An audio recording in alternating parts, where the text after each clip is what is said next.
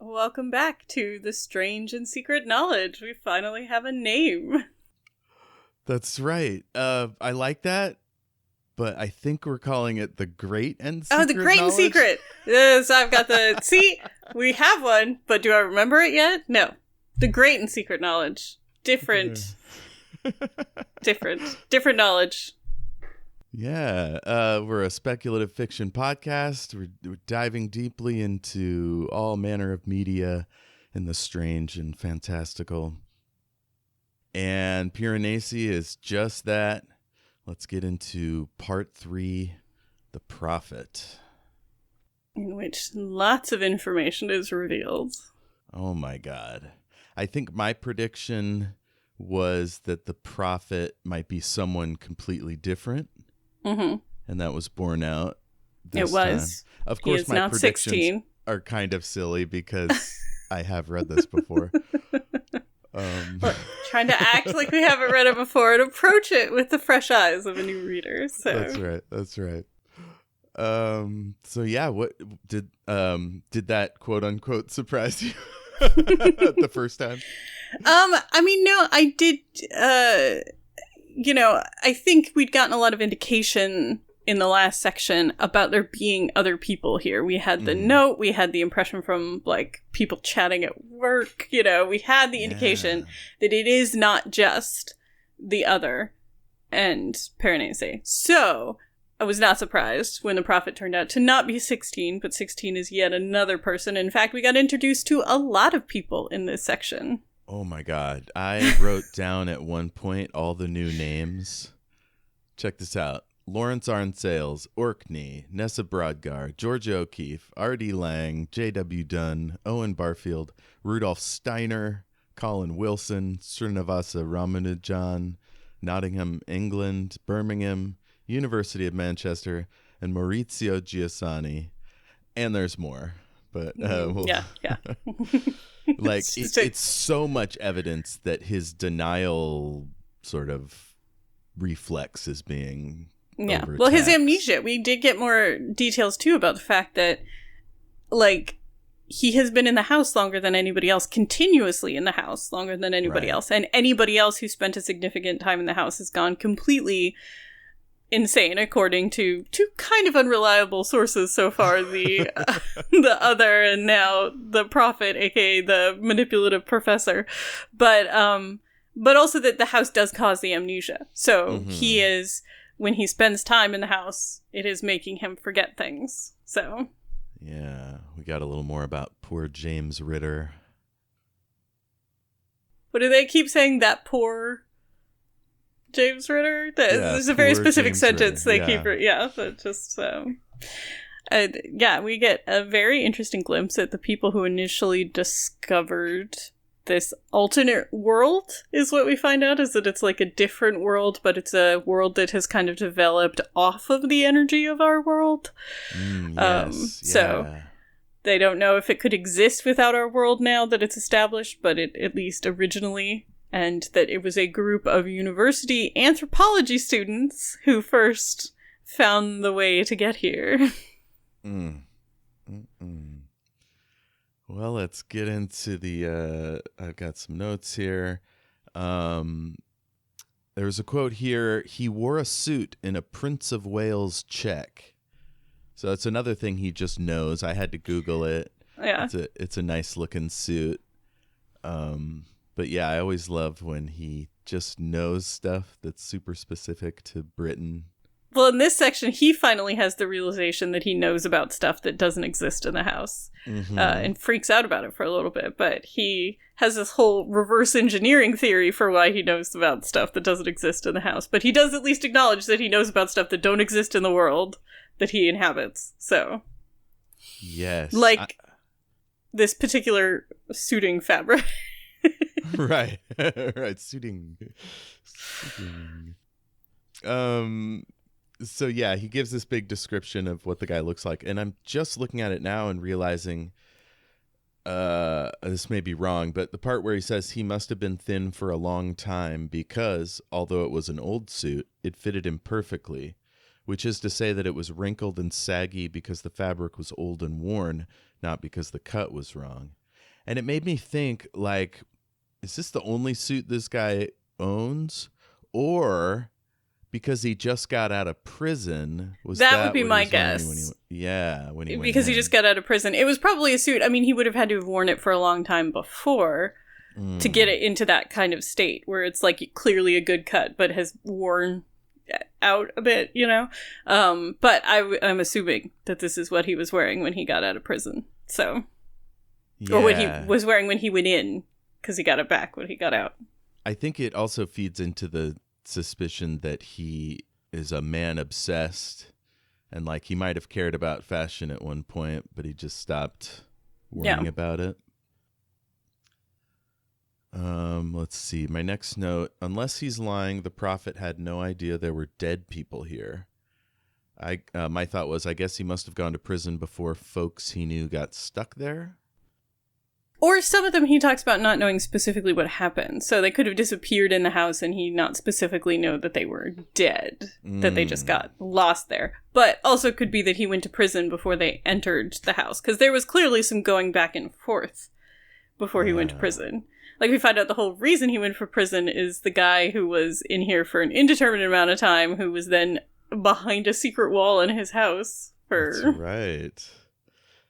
Let's see. We learn that the prophet taught the other, whose name is Val Ketterley, and he was sort of always second fiddle, and the prophet calls him a complete charlatan. Quote, all his ideas are secondhand.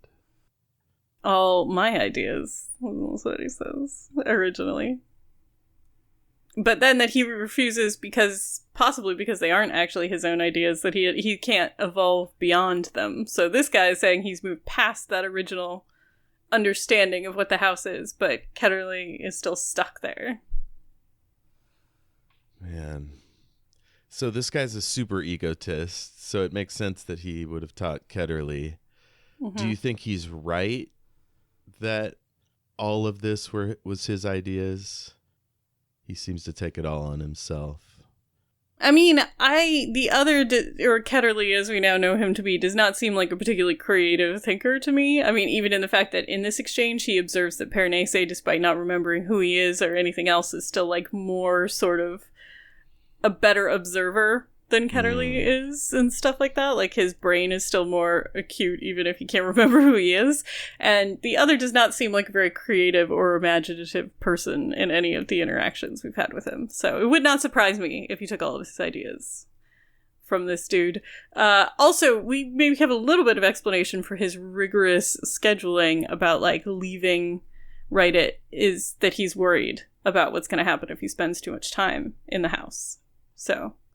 even though he is a jerk in many ways to Piranesi, that at least could be partially explained by him not wanting to start losing his memory. Man, let's see. He's amoral, but he didn't want society to crumble. I thought that was interesting. Is that just because he likes society? Or is there some benefit to it? I think there's a thing about it being comfortable, right? Like, it's the world you know. So even if you're not super attached to it, or super attached to it, like, you know, care, particularly empathetic about what happens to other people, it's still a world in which you know how to operate. You understand the rules. And if you completely overthrow society, who knows what's going to happen? It's destabilizing, even if it, would lead to something better or worse. It is at least chaotic, and it's easier to navigate a world you understand. And we probably all feel some inherent nostalgia for the world, the society that we grew up in. So, well, definitely there's a lot of folks politically that live in a world of nostalgia. Right. Hearkening back. Great line here. He fixed one bright, hooded, malevolent eye on me. It's like Piranesi already realizes this guy's evil. He doesn't really realize that he's evil, but he definitely realizes that he's not necessarily to be trusted. Because he still thinks of him as being, he does some debate in his head about whether he's being honest and that kind of thing. But he definitely gets the sense that, maybe not that he's, not that he's evil, but that he's certainly not, like, trustworthy. Yeah. Oh, man. Let's see. Did Ketterley tell you how this world was made? So, what is his idea? He realized how much humankind had lost. Oh, he says he thought that we used to have all these powers and they went away and that they must have come here to this other world or other worlds. It's what I call a distributary world, created by ideas flowing out of another world. And this is where we get the explanation for the statues being fragments that you recognize from, like, mythology and fantasy stories in the Bible, because they're all created by our thoughts trickling into this world or dimension or whatever. Let's see, here's another good quote. My contemporaries did not understand this. They were all enamored with the idea of progress and believed that whatever was new must be superior to what was old, as if merit was a function of chronology. I mean, I do think that there's definitely ideas in the anthropological community and sort of in general that is an interesting debate, because progress isn't inherently good, but there's also a logical fallacy called the appeal to ancient wisdom, which is the idea that just because something is old, it inherently has value, which is no more true than the idea that just because something is new, it inherently has value. Yes. Who was it? Was it Rousseau that had the concept of the noble savage? Yes. Yeah. And then there's our ancient aliens folks that think that the pyramids have, well, not even that. You get into, like, something. New Agey medicine and stuff, and they'll talk about, like, oh, this must be good and work because people have been doing it for 2,000 years. Well, maybe. But also, we've been doing things for 2,000 years that don't work. It's not inherently true because it's old. Right, right. And plus, there's also, like, an imaginative drive to see magic return to the world, like sure. The idea that we won't be bound by strict scientific borders or whatever, like, because then we can levitate or do mind control or whatever. Certainly, all the fun stuff, and also just the idea that there's something meaningful happening in the universe, that it isn't just sort of the random chaotic fluctuations of an uncaring universe. Magic systems imply something larger at work. Like, physics are also something larger at work, so it doesn't necessarily, but I think in the human brain we associate magic and ritual and knowledge with, meaning inherent. Yeah, and it elevates the status of the imaginative, like, thinker, the person that reads all the magic books and does the fancy rituals and stuff. Like, yeah, we want it to come from something, other than just, Terry Pratchett is said in many of his books when he talks about, like, the witches and stuff, will say that magic often is just knowing one extra fact. But to the person who doesn't know the fact, it seems like magic. So being able to achieve the same results through science feel less meaningful to people than if they were like magic. It's almost like the exclusivity gives it value. Yeah, the secretness, the specialness, the mystery. And maybe that's part of what's at the heart of every cult, is the idea that just a few of us will get access. Let's see. The prophet confirms that the great and secret knowledge is not here in this world. He used to think that, but as soon as he got here, he realized how ridiculous that was. He makes a comparison to water flowing underground. Leaves a cave system, but no water. Yeah. Although often most cave systems they do still have water in them. They are not filled up with all the water that carved them out, but they often do still have water. So there is such a thing as a dry cave system, which is one where there's no longer any water flowing into it. But more often than not, they are still actively being eroded. Let's see. Ketterley is an egotist. He always thinks in terms of utility.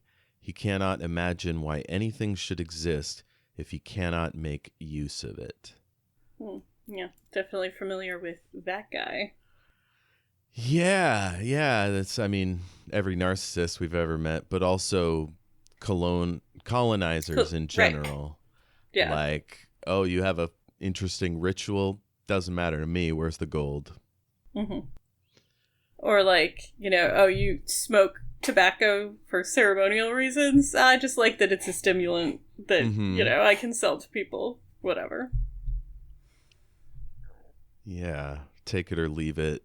Take the Christmas trappings, but leave the pagan religion and culture. Yeah, there's 1,000,001 examples.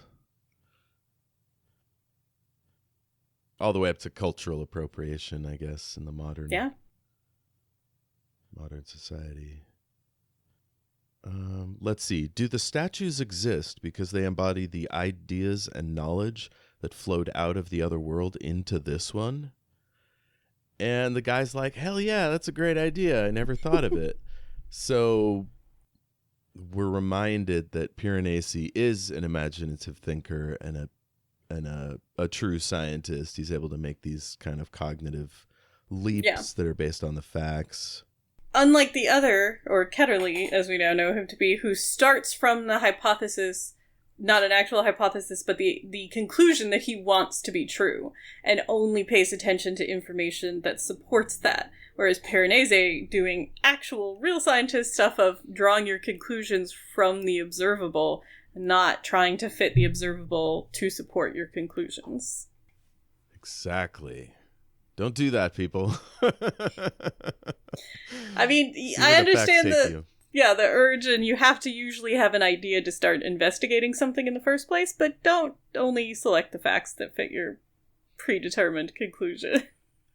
Yeah, I got a lesson in that. I was trying to get the National Merit Scholarship, like the top 10 get a little extra something or other.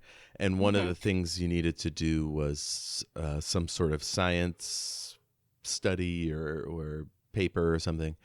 And so I heard about this class where a teacher had rodents, I think it was mice, in the classroom. And so the kids got to care for them and all this stuff. And so my theory was maybe there's better outcomes if the kids have some creature to care for or some purpose as a class.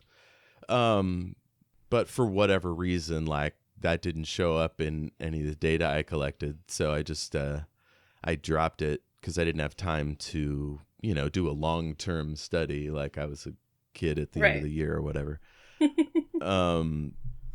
But if I had just written up the paper, oh, we figured it out, here's some flimsy evidence, like that would have been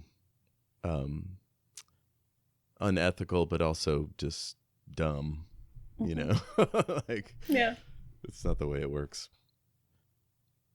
Next we come to the amnesia question. He says, I must say that you are surprisingly coherent. Poor James Ritter could barely string a sentence together by the end, and he wasn't here half as long as you. Poor James Ritter. I'm not sure how much we know about him by now. This is so far the first we've heard of James Ritter when he says that line. Ah, yes. We find out more about James Ritter a little later on, but it's the first time we hear about poor James Ritter. So the guy jerks him sharply towards him, and here we get a description of the smell of a person that like reminds me of Raistlin Majer in the Dragonlance Chronicles. Like he's got all these spell components in his robes, and so he's got all these weird smells. And so this guy, he smelt of paper and ink, of a finely balanced perfume of violet and aniseed, and beneath these scents a faint but unmistakable trace of something unclean, almost fecal. Which could just be true that this guy is an old guy. Like, I'm not trying to say, I mean, I spend a disproportionate amount of time with, like, nonagenarians and octogenarians, and it just gets harder to stay clean unless you're getting, I mean, just stuff like showering becomes harder, and, incontinence becomes a factor. And so even, people who care a lot about hygiene and are still trying, it just becomes more difficult. And you get the sense that this guy's so unpleasant, he might not have a caregiver. Yeah, help. I think a guy who people found out he was keeping somebody behind his wall would be pretty reluctant to work for him. Yes. Change your name. Leave the country. Do something. Let's see. I thought that 16 was looking for the other. 16 is the other's enemy. That was what the other said. And this is where he reveals that 16 is actually looking for him, and they're not really malevolent. Oh, and that's the other time we mentioned malevolent. But they're definitely enemies of Ketterley or the other. Yeah. So they're not necessarily inherently bad, but they are trying to start shit. That's They're right. They are looking for Piranesi, not the other. And the other is actively trying to stop that from happening. Yeah. I get the sense that Piranesi sees in somewhat black and white, because he saw the guy's eye as malevolent, and now he's mentioning 16 as malevolent. Either that or the other is kind of rubbing off on him. Let's see. Very few people can come here unless someone shows them the way. In fact, the only person I ever knew who managed it, apart from myself, was Sylvia D'Agostino. She seemed to have a talent for slipping in between, if you follow me. So, and we've learned that she could just slip away at any moment. Now you see her, now you don't. Animals can do it, but she's the only human that he knows that can do that. As easily as she can. Because he can do it. He just talks about her being particularly good at it. Mm-hmm. And he talks about how Ketterley or the other needs huge, elaborate rituals with, like, candles and doorways and stuff to get here. He doesn't mention a specific doorway, which to me suggests that either you can get here from any part of the world or other worlds, but you always show up at the first vestibule, or you have to use the specific door to get there. No, I think he's saying that I get the impression, like you said, that you can do the ritual, or if you know how to, like, get to this place like he and Sylvia do, you can just do it from anywhere. I don't know if you always show up in the first vestibule, although it would sort of have an indication for why it's called the first vestibule, even though, as, like, Piranesi talks about, the person who's numbering these, like, he doesn't live there, he doesn't start from there, so why do I call it the first vestibule? Yeah. Could also call it the Minotaur room. But we also have the fact that, like, birds and cats and stuff can show up. So I wonder if because we talk about, like, all the fish in the sea and stuff, are they always showing up at the first vestibule and then working their way to the rest of the house? Or are they as wild creatures? It's hard to believe that Piranesi never saw a cat. He has seen birds he's never seen before. Birds, yeah, and the time, like, the albatross, the first time he'd seen an albatross, and so birds definitely seem to make it in easier than anything else. I mean, at He's the never very talked least, about a cat. he should have come across some cat poop by now. Or like a dead bird. Maybe they go to a different world. It definitely implied that he's come across, like, bird. I mean, with the amount of birds, I would assume he's come across dead birds before, even if there wasn't a cat in there. But it's interesting that fish can make it in, and lobsters and crabs and stuff.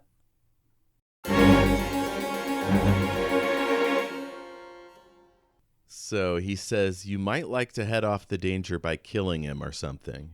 He just kind of tosses it off. I mean, a guy who we've already established has gone to prison, has done more things than they sent him to prison for. Definitely the kind of guy to just toss off killing somebody who's going to be inconvenient to you later. Yeah. I don't know how much you know about British accents. He pronounced off as orf. I didn't think to look up, like, is that... No, I don't know enough. I mean, I can hear some of the difference in British accents if I'm hearing them, but I don't know them well enough. Like, I can maybe recognize a Manchester or a London or, like, Durham accent if I hear it, but I don't know them well enough to describe the, like, differences. So I also don't know what that is referring to, like what accent that is implying he has. The person just said, oh, it's mainly the accent in their voices. Let's see. This person says northern cities. So maybe they are northern. So northern is like Manchester, Liverpool, York, Kent, Durham, Sheffield. Yeah, okay. Do we know if they're in London? He mentioned Battersea. I mean, who is in London? Who's where? What is where the other comes from? I mean, no, they were in Padua when they were doing all of this work together as students. That's what we find out from his journals later. Oh, Jesus. Oh, man. Finding out that they all come from different places has blown my mind. Even if they were at an English university when they were doing all of their ritual experimentation to get here, they were in Padua. Let's see. Page 21. I took time to study his words carefully. There was a great deal I did not understand, though this, I expect, is usual with prophets, their minds being very great and their thoughts following strange paths. And then he kind of lists quotes and kind of thinks about what they mean. I do not intend to stay, I am only passing through. From this I understood that he inhabited far distant halls and intended to return there immediately. I came here and I sent others through. Could the prophet have sent some of my own dead to these halls? That was kind of interesting. Well, it turns out it sounds like he sent at least most of them. Or taught them how to get there. Yes. When he learns that he's not 16, he says, perhaps he was even some dizzyingly high number, like the 75th person. But I digress into what is surely fantasy. Makes me wonder, like, when do kids realize that there's not just more than 10 people, but like countless, like more than you can ever meet? Yeah, I don't know. It's a stage in development that's pretty hard to remember, but I'm sure it has to happen sometimes around, like, I don't know, I would guess between like 1 and 2, because that's when you're starting to get an idea of like object permanence and stuff like that. Yes, object permanence is when you understand that things don't go away just because you can't see them anymore. Right. So, like, just because you can't personally see a cat doesn't mean that the cat doesn't exist when you can't see it. Man, that's gotta freak you out if you don't have it. It's gotta be. Childhood is terrifying. There's a reason that so much horror and stuff revolves around childhood, because there's a lot that's really, really incredible and great about it. But it's also like overwhelming and intense and so out of your control and unknowable when you're little. I do not want to go back. I mean, I'd go back to being a toddler again. You couldn't give me money to be a teenager again. Oh, but... God, no. Oh, just the acne. Too much. I mean... Rampant hormones. Just, the hormones, the fact that your brain does a lot of neurological pruning in those years, like 14 to 17, we trim a bunch of our neural pathways. It's a very disruptive time.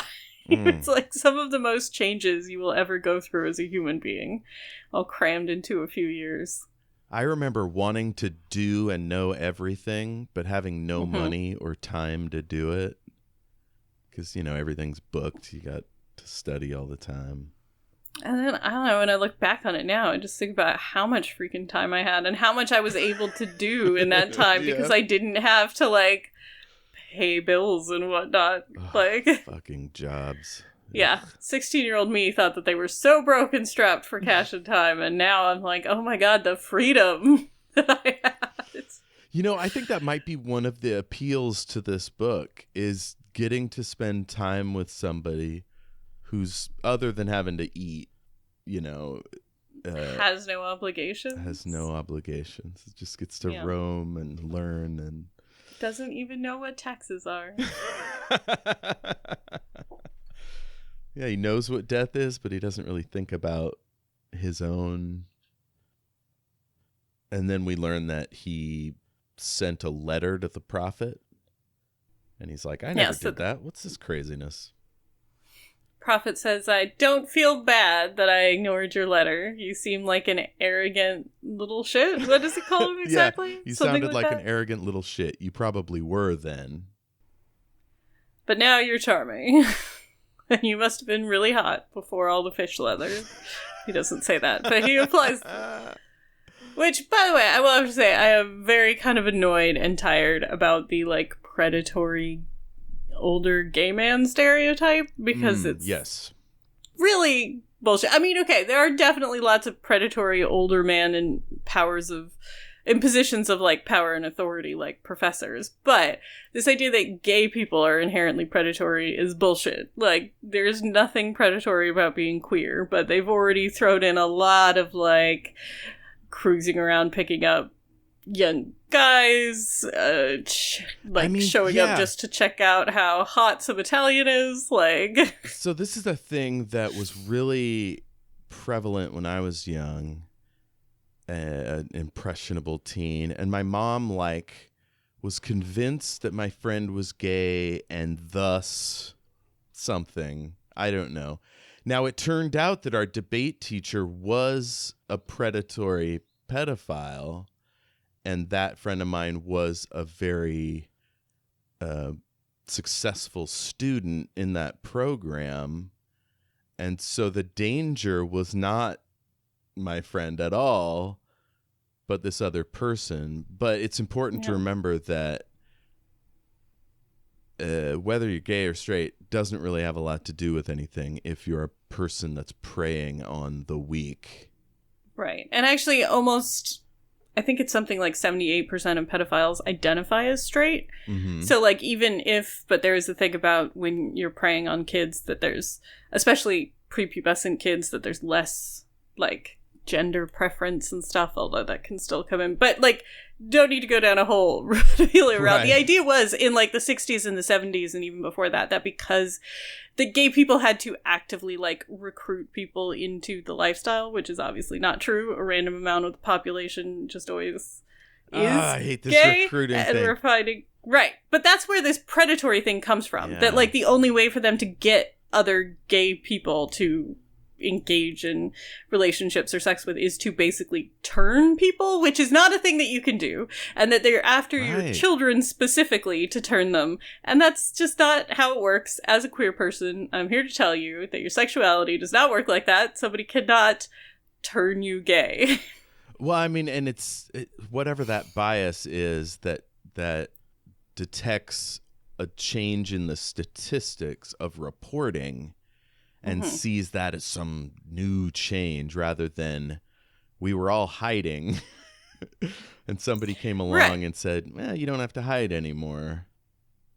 Well, it's like when people talk about things like transness being on the rise or whatever. And I always think about you can see a statistical graph of left-handedness in the United States.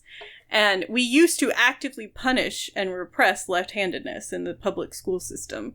So it's very low. And then as soon as we stopped doing that on like an institutional level, it goes steadily up for like the next 15 years. But then it levels out because there is just a certain amount of the population that is left-handed. And if you are not actively suppressing people's inherent left-handedness, then there will be a climb until you hit just the percentage of the population that exists left-handed, right? And it's the same thing with things like queerness or transness. More people are identifying as trans and doing it younger because there's more information out there about being trans.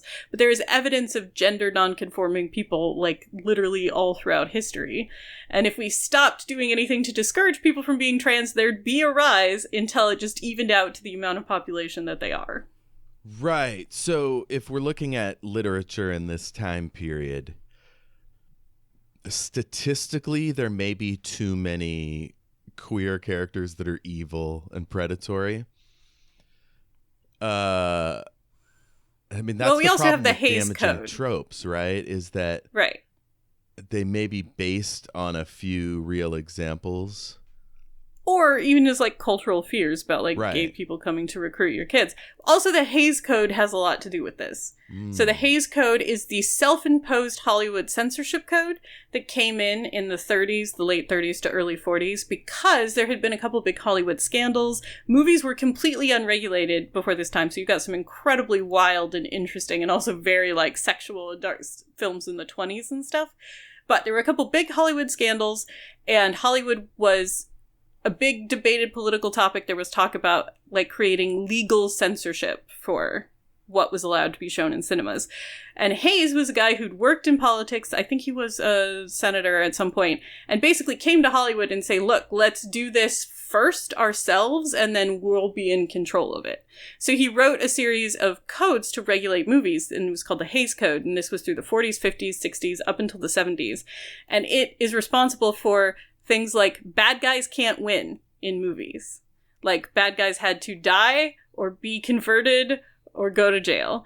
And queer people were considered bad guys. And so queer people depicted in films always had to be bad guys, or they had to meet terrible ends, or they had to be converted back to heterosexuality. And it established a lot of the character tropes that we still have in stuff that people are not even aware of the sinister gay person, because the only way you could show queerness on film was associating it with bad guys, or showing tragic deaths, which is where the bury your gays trope comes from, or having them be restored to heterosexuality by the end of their story.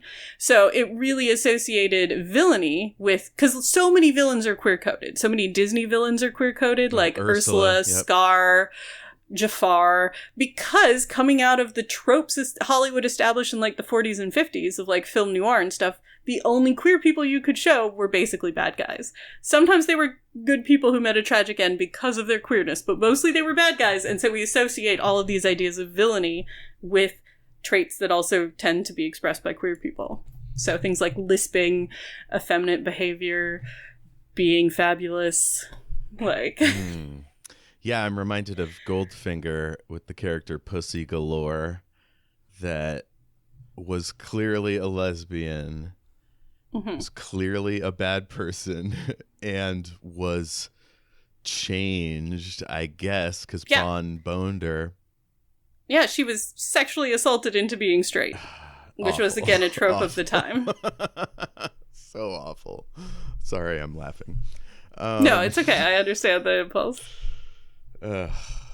Drives me nuts because marginalized people also want characters that are rich and multivaried, and that might include villains. Right. And so there's a weird, like, any group of people has the potential to have like bad or villainous people in it, right? Any minoritized group are not saints by value of being a minoritized group. But when that's the only depiction of you, right?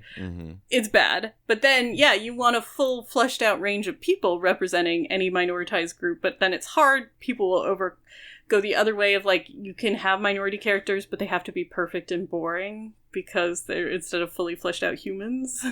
Because we want to overcompensate for all of the ways that they've been depicted only as bad people forever. Yeah.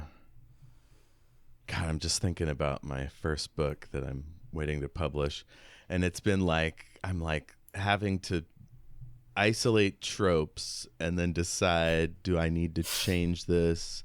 How will that impact the rest of the story? How does that impact this character into the next few? Oh, man. No, it's a thing I always try and think about, too, dissecting the tropes that we're just used to. It's like I'm writing a vampire story, and there's one character who is, like, manipulative and controlling and, you know, whatever. But then I'm, like, trying to figure out what relationship dynamics to have, because if I made it a man in a relationship with a woman, there's obviously a lot of history of that. But if I made it a woman in a relationship with a woman, then that plays into the predatory gaze thing. And if I made it a woman in a relationship with a man, that plays into the femme fatale, women are inherently evil trope. It's just such a minefield. Like, I love lady villains, so it's tricky. But the idea that women are either only innocent virgins or, like, femme fatale, man-eater, inherently evil. Yes. You know. Oh, God. And then representation, like, if you don't have like a good gay person, like, but you have this other person. Oh, God. So it's hard. This book has so few characters, at least so far. Right. That we know three people. We've met three people, and they're all men. And the fact that the one, I mean, I would say the other is probably depicted, or Kettering, as not a good guy either. We don't really have any good guys except for maybe Piranesi at this point, that is our perspective character. But yeah, and Piranesi might have used to have been an asshole. We're not sure. It seems like, but his amnesia, at least, there is something to indicate that if, like, stripped of all of your life experiences, your instincts are compassionate, then your instincts are probably compassionate, right? Because, like if you're talking about somebody who's been removed from all the other context of their life and their experiences, and he seems like a very thoughtful guy, then that's probably the essence of who he is. Interesting that in relation to the small corpse, he didn't express any, like, he had kind of a gender essentialist idea about marriage. Right. That, like, because this is one of the only female remains that he'd found, that the house must have intended it to, like, be his wife. Yeah, so that doesn't indicate that he was straight, but it's a pretty strong... I mean, lots of, when you grow up in a patriarchal society, queer people have, like, gender essentialist patriarchal ideas sometimes, too. Right. But we don't have any indication that he's anything other than heterosexual. But we don't have any concrete evidence either way. Right. He has not really expressed... He's also not out here leering at statues and being like, that one's real sexy. Yeah. He's not got a big sexual energy in any direction. It doesn't seem to be a big concern for him. Even when he's expressing that gender essentialist belief that this child was probably intended to grow up and be his spouse, there isn't any, like, lust in that, or even any sexuality in that. Just sort of a utilitarian, the world must be peopled sort of, yes, perspective absolutely. On it. So, yeah, all these statues must come from somewhere. There must be people. Gotta have more people. The thing about A Letter in the Future, that really opened up the whole thing for me. Like, if time travel is in play, all bets are off. It doesn't seem like that kind of story. No, I think that's just him trying to find an explanation for his brain still trying to block out anything. Because I'm pretty sure he wrote a letter to him before he ever came to the house when he was probably trying to... He clearly wasn't one of the group of original students, but somebody who, based on when we read his journal entries, either was probably interested in it and was trying to get information about it, wrote a letter to him asking for details, and he ignored it, you know? So he found another way. Probably the other, because we do get the implication from this conversation that the other is the person who brought him here. Because the prophet says, when he's talking about Kettering needing all of this ritual paraphernalia to get here, he's like, well, you would have seen it when he brought you here. Ah. Is the implication that the prophet was in prison while Piranesi was brought here? That was my assumption, but it isn't explicitly stated. Okay. Yeah, because he was away for 15 years, and we're not sure, but we think Piranesi's only been here 5 to 7. Based on his journals and the age he approximates himself to be, so... Gotcha. But his journals cover, he says, about 5 years. But he's got 20 missing ones, so who knows how But those were before he was here. Oh. That you get so those were journals that he had this habit of writing journals, because you see in the journals when they're being numbered in the older style, you know, and then also dated in like a conventional this timeline, this reality style. Yeah. And he starts talking about stuff in the house, and that's when it starts to shift. So the journals predate him being in the house. Okay. The journals are just a thing he has written as a person forever, and he's kept up the habit here. But that's why part of his brain, or whatever is actively trying to make him forget in the house, erased the evidence of his earlier existence outside of the house. It makes me think maybe he just threw the 20 journals away, like into the water. Well, we've got the scraps of pages that he found in the bird nests, right? Yeah. We still don't know what that's from. But he even talks about when the journals upset him, having the urge to throw them all into the tides, which could definitely be an indication of what he did with the first 20. That's one thing I love about these amnesia narratives, is the idea that a thing that's happening now, that they might have done it several times already. And they would have no way of knowing how many times it had happened. Yeah. Like the other saying, we've had this dumb conversation already. Stop it. Yeah. Let's see. The other warns him that Piranesi will become his enemy if he talks to 16, which really throws him for a loop. If I find... go ahead. Oh, and then just really throwing him for a loop and saying, like, I might have to kill you if you talk to that dude. Yes, there's a danger you might attack me. In fact, it's very likely that you would. 16 will almost certainly try to manipulate you into hurting me. You would be in this degraded, mad condition. It would be very humiliating for you.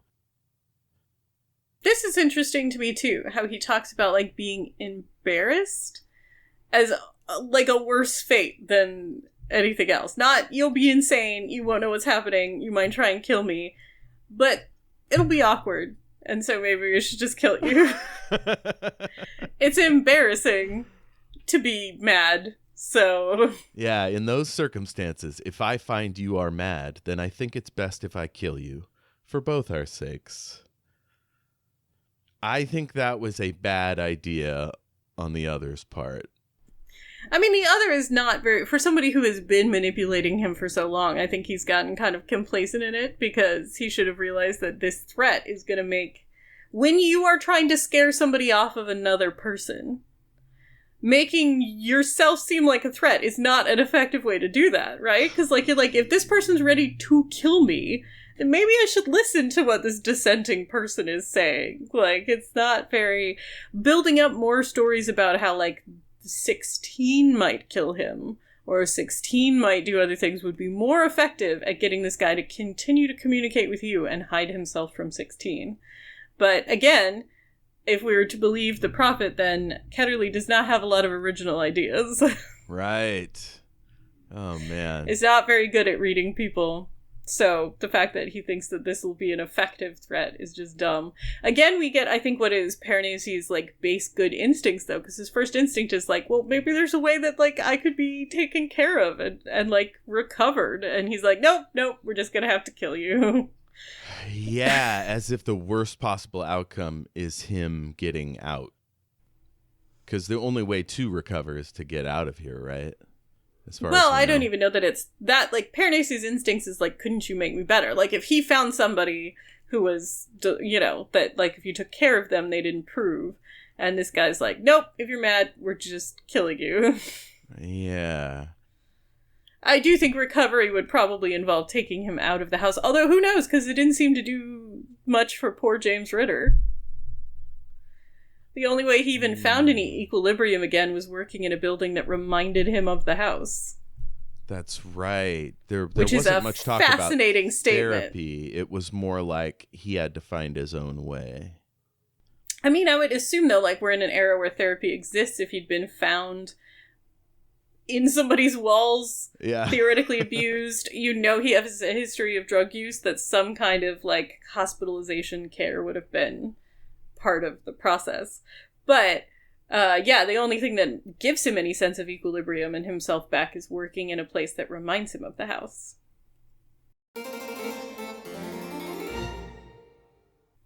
Okay, next, Piranesi practices hiding from 16. He gets up like in a statue or whatever and hides out. Do you remember why he puts his hair ornaments into a box? Is that to be quiet? It's to be quiet and to be less noticeable, because he talks about his clothing. While some of it originally had a bunch of color, like one shirt was bright cherry red, most of the colors were not that distinct to begin with, and even the bright cherry red shirt, or any that were, have all faded to be kind of a vague gray or black of white of different colors that blends in with the house and the statues. The only thing about him that's bright at all is all the ornaments he's put into his hair. So as his hair's grown long, he's woven in coral beads that he's made, shells, like anything that he thinks is pretty, basically. And he's like, these both are the most eye-catching thing about me, because they're both more colorful and, like, reflective than anything else that I wear, but also that they make noise when he walks or runs. So he decides he has to take them all out, put them in his shoebox. Yeah, his octopus shoebox. His octopus shoebox, and he wants to put them back in as soon as it's safe, because he feels naked without them. Which there's something very sweet about. He is very sweet. Next is the index. He explains that he usually waits a little while before adding stuff to the index. And going over the index, he makes some pretty surprising discoveries. Stanley Ovenden is already in there. I knew as I looked at it that there was something very strange here. But the strange thing was so strange, so entirely incomprehensible, that I found it difficult to form coherent thoughts about it. I could see the strangeness with my eyes, but I could not think it with my mind. And that's when we find out there's a Journal 21. Yeah. And that the books that he assumes are books 1 and 2 of his journals were actually books 21 and 22. Right, they were repurposed, so that's why he has some previous index entries. Back to that, or some missing pages, but he tried to scrape the 20 off of them so that they just look like book 1 and 2. Yeah, let's see. And then we get some journal entries that seem to have happened before the house. That's right. Let's see. Oh, and this is where I had an uncomfortable parallel. So I'll just read what I wrote. I feel a certain parallel to what's happening at this moment in Israel and Palestine. What I imagine Russians are facing with respect to Ukraine. Why is this happening? Who's to blame? What does it mean? And are the people I trust intentionally hiding the truth? And this is something, anytime you learn new stuff that threatens the ideology of the people in charge, there's all these structures in place to be like, don't think about that. Ignore that. Put that out of your head. And if you keep doing it, we're coming at you. There's a term for this, and it's escaping me at the moment, but there is a word that means when you intentionally keep yourself from knowing information because you get the sense that knowing that information will radically change something about you or your life, or you'll have to do something different. It's like, you don't look too close into factory farming because you're pretty sure that if you did really investigate it, then you wouldn't feel comfortable eating factory farm meat anymore. So you actively avoid the information because you don't want that to make a life change. There's a word for it, and I can't believe it's driving me crazy. Yeah, I mean, when I read John Robbins' book, Diet for a New America, he was like a Baskin Robbins heir, and he was like, factory farming's evil. I don't want to do it anymore. I read that book, briefly became a vegan, but then dairy, eggs, they're great. I like them. And so but just as much a product of factory farming as meat. Exactly. So. I mean, boy cows are still being slaughtered young. Like, there's battery farms for chickens. Like, it's not that much and keeping better. Cows and stuff perpetually pregnant with, or like perpetually with hormones so that they continue to lactate even when they wouldn't normally be lactating. But this is, you can buy like eggs and milk and stuff from more ethically farm raised. It's obviously much more expensive and much harder to get, but there are ways to get dairy and eggs and stuff that does not involve factory farming. Right. It requires a significant, I would say, lifestyle change to make an ethical leap forward. They talked about this a bit in The Good Place, a TV show on Netflix.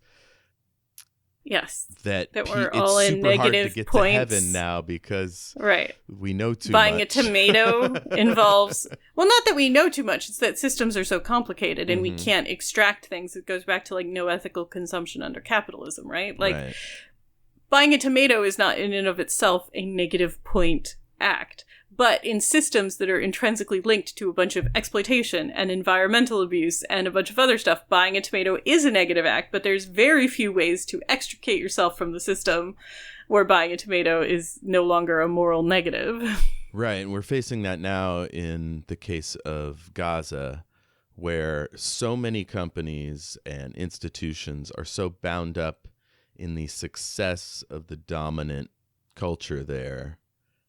In Israeli business and just general polite society, that kids are being arrested in great numbers and being harassed just for trying to do this very thing, which is divest from those companies, you know, similar way that we tried to fight apartheid in the 80s. Yeah. God, I mean, even just the fact that our demand is driving like the genocide in Ghana, like not just the genocide in Palestine, but like our demand for new electronic devices and more lithium is the reason that there is a genocide happening there. So not even in as something as that our government is actively supporting in the same way as right. And so Palestine. This process, what you talked about, keeping yourself from learning something new. So that you don't have to know and feel bad and complicate your life.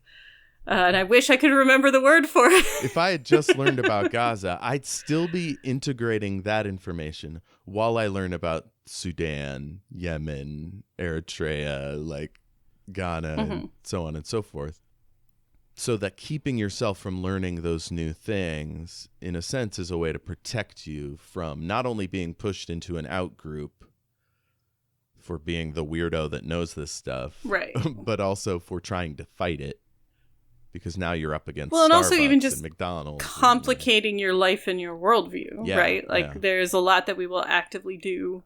This kind of goes back to what we were talking about a little bit when the prophet is talking about kind of reflexively protecting society. It's what you understand, right? And if you have to completely reevaluate it's the reason why so many people don't want to do it. They don't want to think about, you know, our government funding a genocide, or even things like the police force being structurally biased, right? Why so many people have such a negative reaction to stuff like Black Lives Matter when that should be an incredibly easy sentiment. Yeah. But they have to admit a level of privilege when they're saying that, like, Black lives are not treated the same by our institutions as white lives or... That's a whole nother can of worms that I would like to talk about for an extended period of time. But we're at an hour and we're only halfway through my notes. Let me just say, we did so much work to reduce the size of police forces because they're so goddamn expensive and eat up our budgets and do all sorts of stuff that they don't need to do. And the dominant powers took all that on board and said, we need more cops. And that's just... I mean, police budgets have only ballooned in the last 5 years. So, and the number of civilians that they're murdering has gone up as their budgets are going up. Like, there's no, like, repercussions in that sense at all. But anyways, yes, that is a whole thing. We could talk about a whole thing. But the way that your brain will protect you from information that it thinks is going to be too disruptive for you. Yeah. That lots of people will hide from that information rather than have to deal with something that's going to be very disruptive to their lives. Yes. So that's when I listed all those names. These are names that come up in the index. Let's see. Tally Hughes defended Avendon to Arne-Sayles. She also came in for a generous share of his spleen. So typical cult thing. You start pushing back. The boss is like, you're being shitty. Now you're threatened with being on the outs. Let's see. And then Giussani disappears. Arne-Sayles claimed that he had gone to bed shortly after Marietti left and knew nothing about what had happened. A bunch of people backed that up. So it sounds like the group sort of did what they could to hide his death. I mean, it's possible that some of the, we don't know the details. We don't know how much they knew what happened. It's possible that they were all actively involved in, like, sending him to the other world and something happening, or him dying in it, or that, like, the professor or somebody did it and didn't tell anybody else and they genuinely didn't know what happened to him. But it seems like they were all pretty in on stuff together, but... Yeah. So after he's trying to, like, bring on board all this new stuff, he says, what meaning could words such as Birmingham and Perugia possibly have? None. There is nothing in the world that corresponds to them.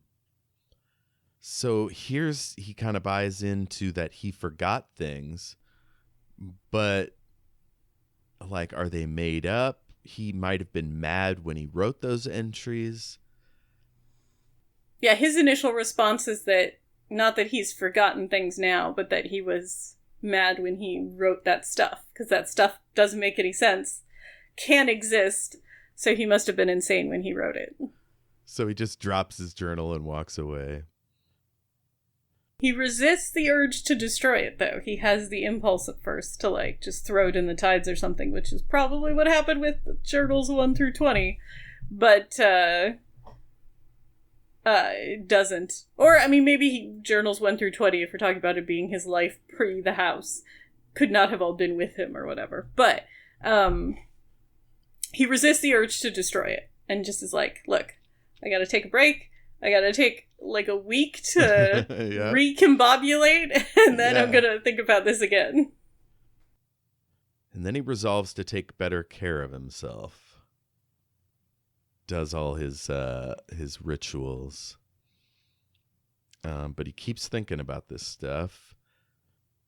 So he's thinking about if he was mad, that might have been responsible for the weird words, but he has this memory. The word Birmingham, for example, brings with it a blare of noise, a flash of movement and color, and the fleeting image of towers and spires against a heavy gray sky. I try to catch hold of these impressions, to examine them further, but instantly they fade. Yep. But he comes up with an interesting explanation for why he might attach images to things that he doesn't, that don't exist, or that he's never seen in the house.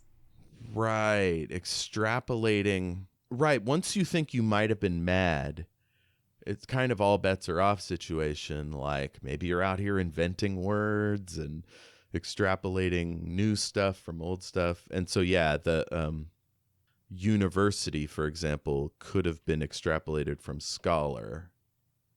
Right, that because he knows that several statues are scholars in the house, that's where his came up with the idea of university, or the fact that he has the idea of a garden, even though there's no gardens in the house, but there are statues of, like, somebody pruning a rose bush or something, and he's like, yes. This is a way that the house prepares your brain for ideas, is by putting in statues that suggest, like, gardeners suggest a garden, and scholars suggest a university, and it's just the way that the house grows new concepts in you.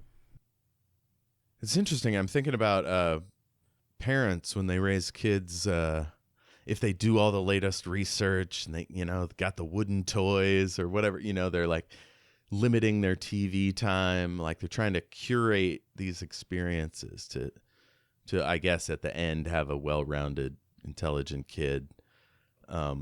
Whereas the house seems impersonal, or like it's just a jumble of stuff. It's up to you to figure it out.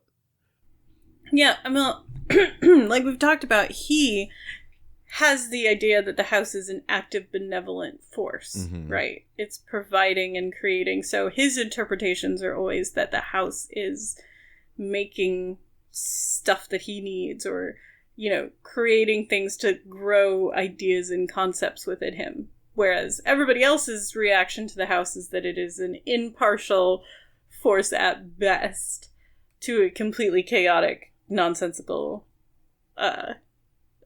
just collection of things with no agency or thought process at all. So he has evidence of periods of serious mental derangement. He has to hide these defects from the other, and that encourages him to get his stuff together and stay on top of his chores. 20 journals are missing. That's, I guess, when he realizes 20 journals are missing. He pictured himself throwing all 10 journals and the index into a raging tide. I imagined how relieved I would feel to be free of them, but today I am calmer. So he resolves to keep studying them, but to stretch it out.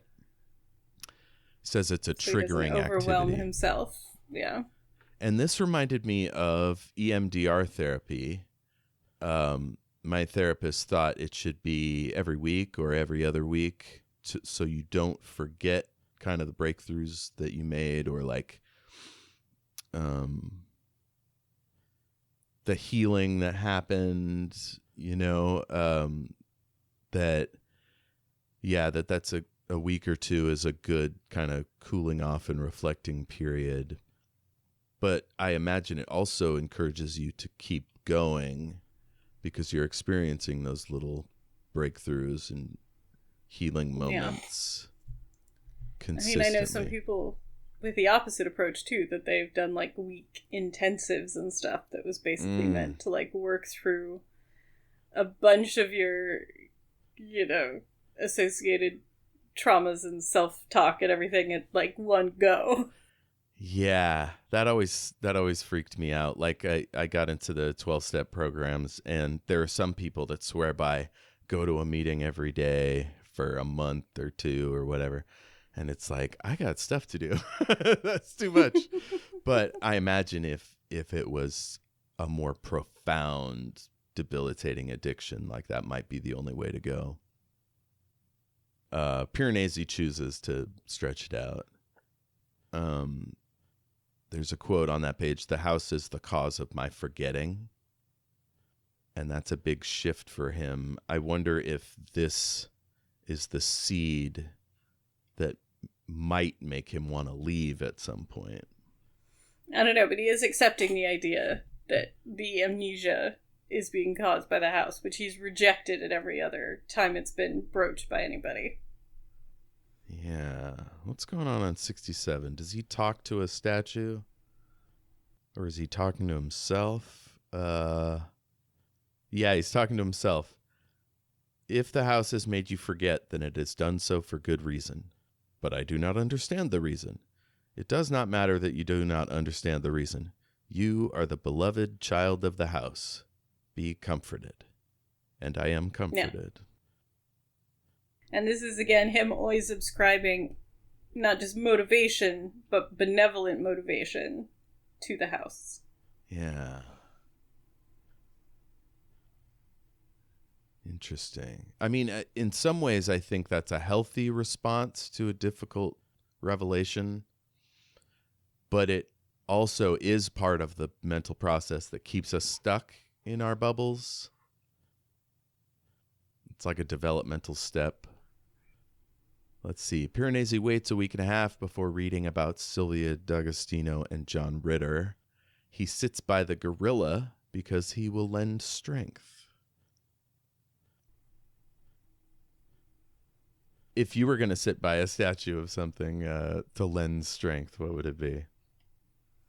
I don't know. I mean, statues that has thus far been mentioned in the book, or a statue of anything Oh, no. in general? I'm saying go off the board. Go nuts.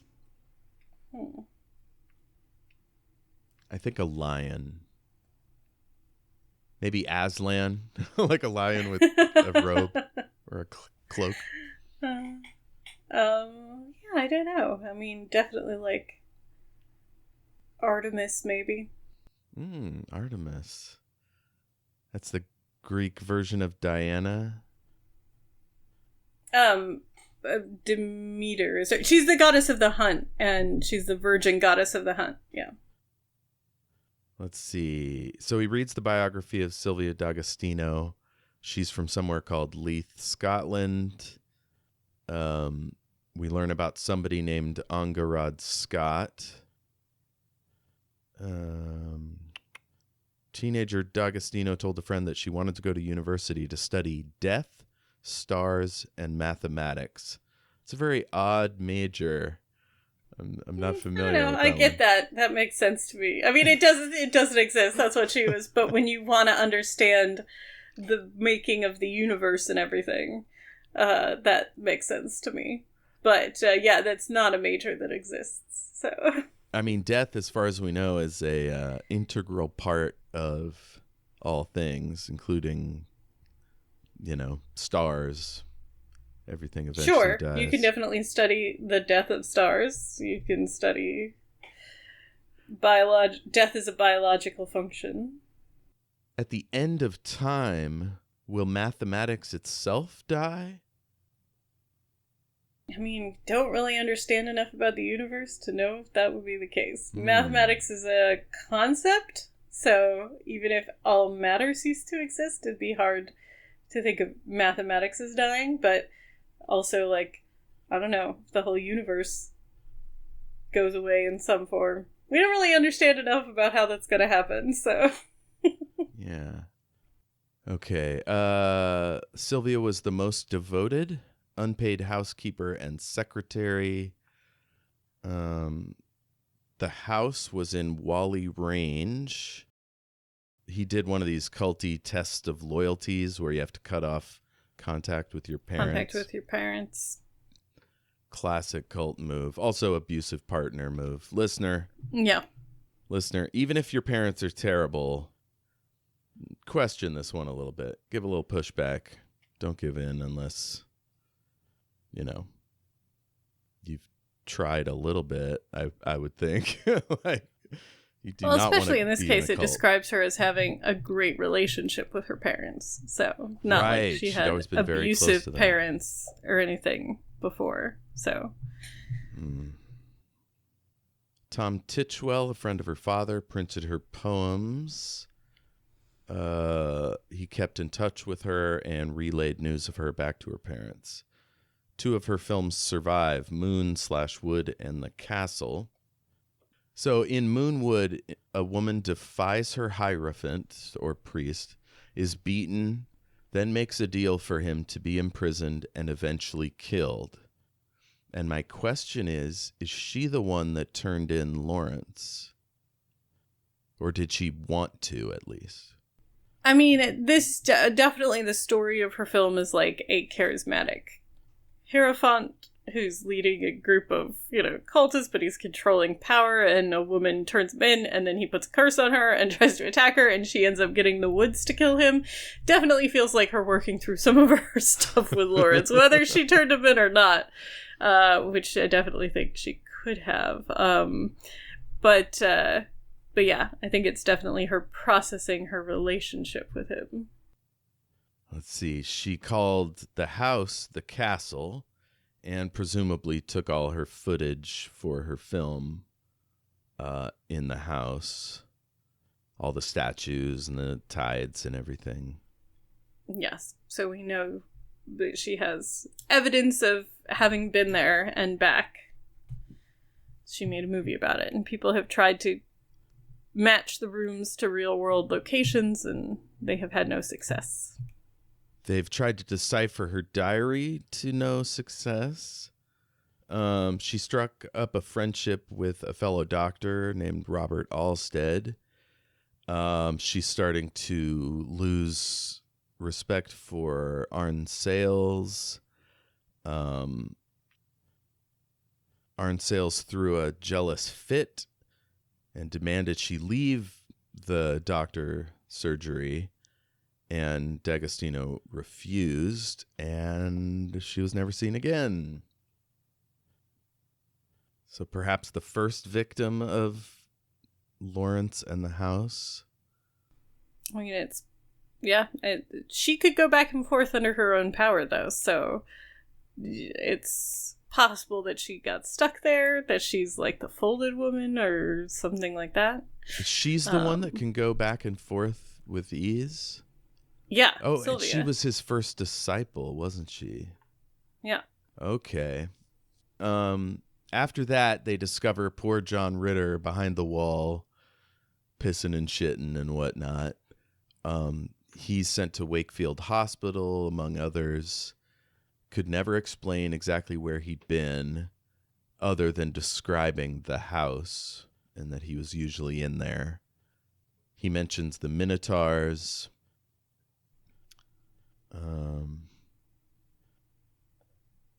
Anything stand out from that section for you? Not really anything that we haven't talked about. We do get evidence that he's the one who was leaving all the chip bags. Yes. Like fish wrappers. And almost like he spent most of his time in that first vestibule area. Yeah.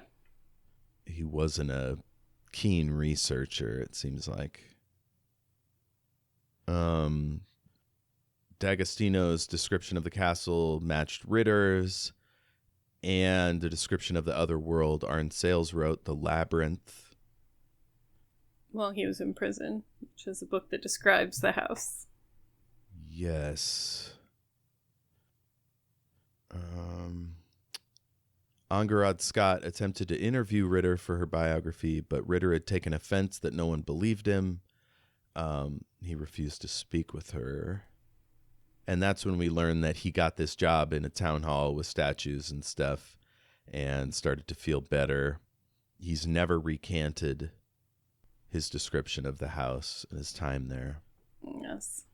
And he's been sober for 10 years post that. He had a drug problem post the whole breakdown being in the house. And yes, that's what a lot of people attributed his wild rantings to. But he stood by it even 10 years sober. That was real. He was there. Yeah, and that was in 2010 when the journalist tracked him down. So I'm thinking he was already out of the house before Piranesi got there. Does that make sense? I mean, I think probably. We don't have a guaranteed timeline, but I think, yeah. I think most of the stuff that he was doing with people going back and forth was before he went to prison. And then, I mean, the other has clearly picked up or continued activity throughout that, but... Okay, and so it's on page 90 here is where he talks about a university might be real, but not in the house.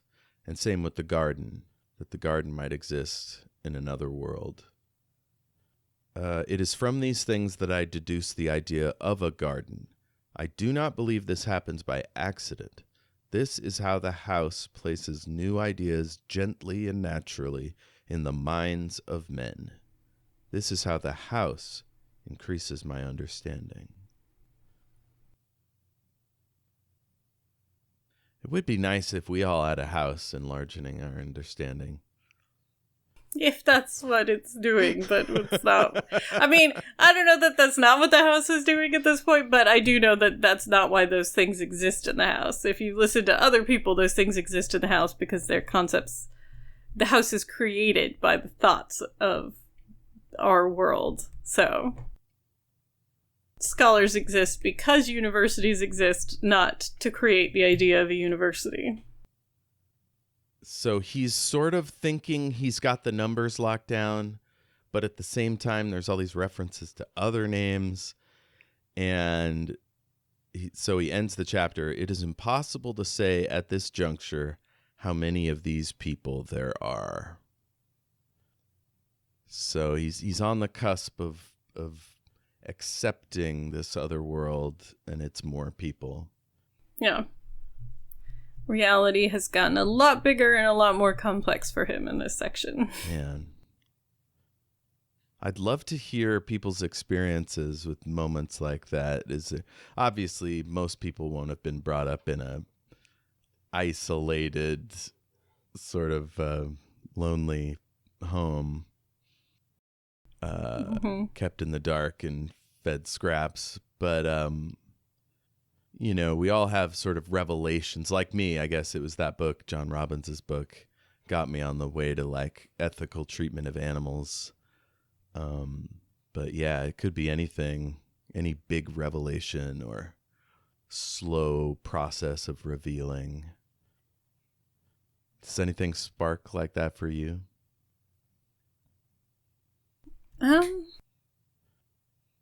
Not, I mean, I think all the stuff I've talked about as we've gone through the chapter more than anything right here at the end. Yeah. Oh, for me, also autism. I kind of discovered in 2021-ish that I fit most of the criteria. Before that, bipolar disorder. Like, there's been some big discoveries that have led me to like realize there's a whole lot more going on than I understood. So it's kind of nice seeing somebody go through that process.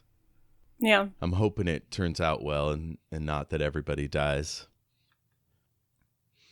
I mean, that's always the hope. Do you think Piranesi could transition to a normal life? I mean, I think so. I think it would be obviously very hard and jarring, but he's proved himself to be very resilient and adaptive. So I think if you can do that in one direction, you can do it back, even if there are obviously additional challenges to reintegrating rather than creating a new life for yourself in a completely different situation. But I think he's proven to be a very resilient, adaptive person, and he could readjust. Yeah, we also don't know if memories return once you're outside of the house. That might be a pretty confronting process. Well, it seems that, like, poor John Ritter and stuff didn't have massive memory loss. That's not mentioned at all. So there was a period when he got back where he was very confused and babbling and incoherent. But he seemed to be able to go back to, I mean, obviously with a lot of work, and like we said, he only got normal like when he basically spent his time working in a place that reminded him of the house, but he seemed to have complete knowledge of who he was in his past before all of that happened. So I would assume that if you can kind of recombobulate once you get back, that you would remember everything. As it is, it seems like the house is having to actively, or whatever the force is that's making people forget, is having to actively push back against the brain's instincts. There's several times when he starts to remember something or like comes across information that triggers something, and then there's like an immediate pushback. So yeah, come to think of it, after having left an abusive relationship, there was a long process of memories coming back and going, oh, that was a red flag. Like recontextualizing them. Yeah, or that was a harm that I had no idea was taking place. Yeah, man, that is a long, slow, difficult process. Yeah. Interesting. Yeah, this book is good. It's very interesting. It's got a lot of really compelling stuff going on. Oh, yeah. Okay. Any other insights about part 3, The Prophet? Well, I don't think so. What about you? Oh man, I'm all over the place. I mean, it's really cool to know that the real world, our world, I guess, is out there, and there's a chance this guy could get out, maybe live something approaching a normal life, and also maybe this cult can be busted up and Ketterling. I mean, it just seems like the cult is pretty busted up. It doesn't really seem like it exists anymore. I thought maybe Ketterling took it over. I mean, there's an implication that he did, but not that he has any disciples anymore. Most of the people who were active when it was the professor, it seems like, have either died in the house or something else has happened to them, or like there's not a lot of evidence that there's like a large organization of people anymore. The only one we're having contact with is the other. The only indication we've had of other people besides the 2 that we've met is the voices in the first vestibule. Yes, and the existence of 16. Right. But they could be the like few remaining students left that he had, right? Yeah. Interesting. Let's see what the next chapter is called. 16. So presumably we meet 16. We find out what their deal is. Yeah, we'll probably find out if the other kills him. Kills Piranesi, 16. Yeah, hopefully somebody will die and it'll be exciting. Big fist fight or something. I can't remember how it ends, but surely at least somebody buys it in a spectacular fashion. I don't know. Do you think 16 is benevolent to Piranesi? Benevolent is a strong word. I don't know. I think the indication that we've gotten so far is that 16 is interested in achieving something that they find Piranesi to be an essential part of. They are interested in finding him for some reason. We get the implication that they're interested in doing something against the other, or Kettering. So that there's competing interests. There's maybe an interest in... benevolent is a strong word. But, I mean, maybe they're interested in rescuing him. Maybe they know that Kettering has trapped him there, and they want to free him from the house. But we don't know. We're going to have to find out. Piranesi would probably be a decent witness if you could convince any court that he's making sense. I was going to say... Nobody believed poor John Ritter. I don't know why they're going to believe this guy with all the, like, coral in his hair. And... Damn. Well, we shall soon see what 16 and the other are up to. Do you think the prophet will return, or was he just doing that one visit? I mean, I think we'll probably find out more about the prophet, but... He sounds like a real scumbag. Maybe he'll get a statue. A lot of scumbags in this book. I hope we don't find Piranesi was a dick. That would be... I mean, there's some implication he was an arrogant shit, but that it could just be the follies of youth. Yeah, and I mean, there's a difference between arrogance and out-and-out villainy. For sure. And like I said, his moral center seems to be good, because all of his instincts, when stripped of any other context of life, are kind. That reminds me of the one example of that sort of thing that I always go back to. Have you seen Regarding Henry with Harrison Ford? I have not. So he has this terrible brain injury at the start, and he's like trying to recover his life. And he discovers, spoiler alert for an ancient movie, that he was a complete and utter bastard. And so he kind of doesn't want to get the rest of his memories back. That's a fun trope. Yeah, there's lots of stories that go off that idea of, like, who are you removed from the context of your life and previous experiences? Do you want to know who you were? Yeah, if it happened to me, I wonder if I'd want to know. I am an inherently curious person. So I think unless I had some indication that remembering would be horrifying. And even then, I feel like I would be compelled to know. Yeah, there is that real drive. Like, I want to know how bad it was. Yeah.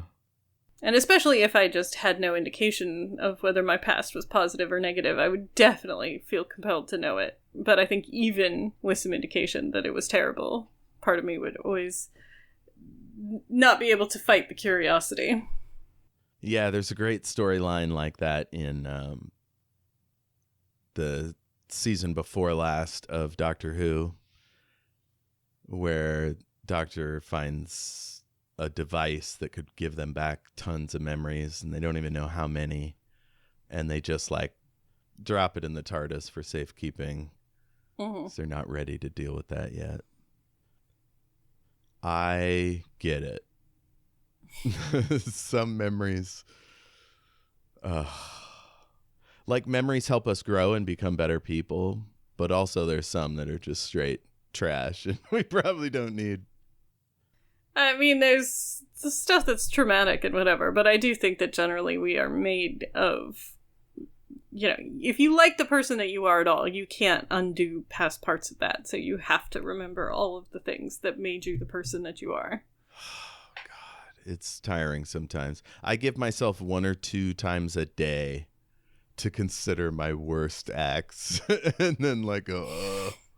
And then move on. I don't know that I don't schedule time for it. Oh, I don't schedule it. It just happens. Like... And then I go, okay, that was 1. You get your 1. Okay, maybe 2. Ugh, God.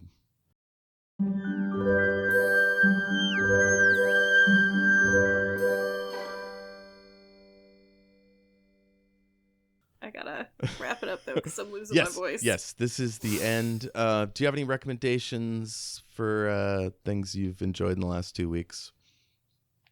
I have really been binging a lot of Dropout in the past 2 weeks because it's just Dropout TV. It's the people who used to do College Humor before it was defunct, and they have a indie streaming platform now where they do a bunch of really fun, goofy, and surprisingly emotional stuff. But it's very enjoyable, light content, and I've had a stressful couple of weeks, so I was just watching some episodes of Make Some Noise or Game Changer. Dimension 20 is great, which is the thing that most people know them for, but that, because it's role-playing games, can be very funny and silly, but can also be surprisingly emotionally intense, so... Indeed, yeah. That's great. For me, Prodigy is back, Star Trek Prodigy. They finally got out their 2nd season, and I just binged that whole thing. And I mean, the art, the characters, there's time travel, like it's got everything. So if you like Star Trek at all, get into Prodigy. It's good. All right. How do people find you on the internet? You can find my Instagram at Lindsey Cameron Nelson, which will mostly where I post if I'm doing anything, but it's almost all gelato. But the theme this month is beach bums, which is flavors from beaches all over the world. So it's... Ooh, that's exciting. Yeah, did you have a very pina cool. colada? What was the yellowish one? Yellowish one? There was like an umbrella. Oh, I mean, the one with the umbrella is a yellowish. It's pink, but it's Cancun. It's Cancun. Strawberry, guava, and lime. Oh, that sounds and delicious. It is so good. Put that in a blender right now while it's hot and make like an icy. Oh, so good. Oh, man. Like a really high quality icy. That sounds fantastic. Okay. All right, folks. You know what to do. Get out there, find some ice cream, gelato, beat the heat, and we'll see you next time for part 416. Where we get to, finally find out about this person. Do we have a sign-off yet? I'm working on art and music, but a sign-off is critical. We got to have a good sign-off. We don't have a solid Howie intro. We don't have a solid outro yet. And you're right. These are things that we need to develop because you gotta have a signature. Yeah. Does Piranesi do anything before he goes to bed? Not that I can recall. Oh, have a good cry on a statue. And we'll see you next time. Very specific.